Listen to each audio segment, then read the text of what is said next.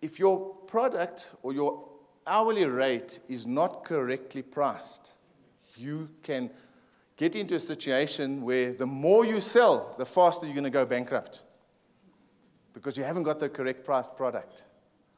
So you need to correctly price your product. And if you are importing a product, the cost of importing from India or China or wherever you're importing from to your office, you've got to cost that into your product. You've got to cost in the product with cost from moving it from your office to your customer. Got to cost that in. That will be part of your gross profit, I would suggest. Then you've got a cost in a contribution that you have to make to pay those operating expenses. So it's not a matter of, you know what, I'll just add on 30%. You have to do a proper costing. When we work out an hourly rate, ladies and gentlemen, the last thing you want to do is go in too cheaply. Or as somebody was saying yesterday, how much more money can I charge? Now that's going to depend on your market that you're working in. And let's face it, certain markets have certain acceptable standards. So if you're going to charge a small business owner 1,000 Rand an hour to do a job, the chances are good he's not going to take you up on that. But maybe the big corporates, maybe Walmart will. Okay? All right? Or, so when you do your pricing, check your market. What is the level of acceptance in your market?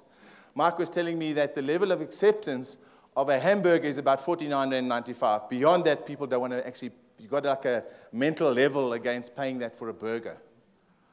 It's the same in your hourly rate. There is a level. And as small business owners, no matter what correspondence, what book you read, we, as small business owners, we demand the most for the least payment. So your consultant, if you're consulting to the small business industry, be prepared.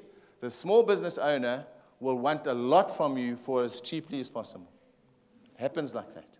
So when you're doing your pricing, just make sure that you're pricing correctly. Now, when you want to determine the correct price for your product, we normally do one of two things. We say, okay, she or he is selling hose pipes for 200 bucks for 20 meters. So I'm going to go and try and sell hose pipe for 20 meters at 200 Rand. So we try to compete on that level. Am I right? Okay. But sometimes what we also do is we say, well, you know what, if I go in a little bit cheaper, maybe I'll go in at 180 Rand. Maybe I can beat them then. The danger in doing that is someone else is going to try and do that to you. So be very aware of competing just on that level in the existing market. The other thing that we can do is say, well, you know what? I was still going at 200 Rand, and I'll add on a fitting at the end. So I'm giving them the same price, but I'm adding a little bit of value onto that. So that's another way we do that. Again, the risk is somebody else can do that as well. And then how am I going to compete?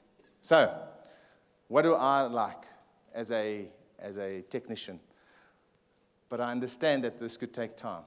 Imagine if I went in at 250 Rand. So it's a lot more than the going price. All of a sudden, I've elevated myself into another space. But I then add on a free gardening service for 3 months. Something like that. So think outside the box when it comes to pricing. You can go and do the norm, but think outside the box when it comes to pricing. What's very important when you do pricing is you don't know what your competitor's cost of sale is. You don't know how much it costs him to buy that product. You might not know what his operating expenses are. They might be very low. Okay? So be sure that whatever your price is, that your business can survive on that price. There's no point in selling something for 20 Rand, and there's no way you're going to be able to survive on 20 Rand. The gentleman's asking, what happens if you want to compete with McDonald's in the fast food market and your pricing is almost the same, but your overheads are less? Okay? Now, if you're competing on that level, sir, the level of pricing, remember, if you have high volume, you normally have a low profit because your money comes out of the turnover. And we're actually going to talk about that. But if you have a huge capital equipment that you sell, you're generally only going to do a low turnover, but a low volume, but a high markup.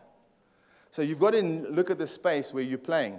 You don't want to try and compete with McDonald's when you've got no idea of how they make their money.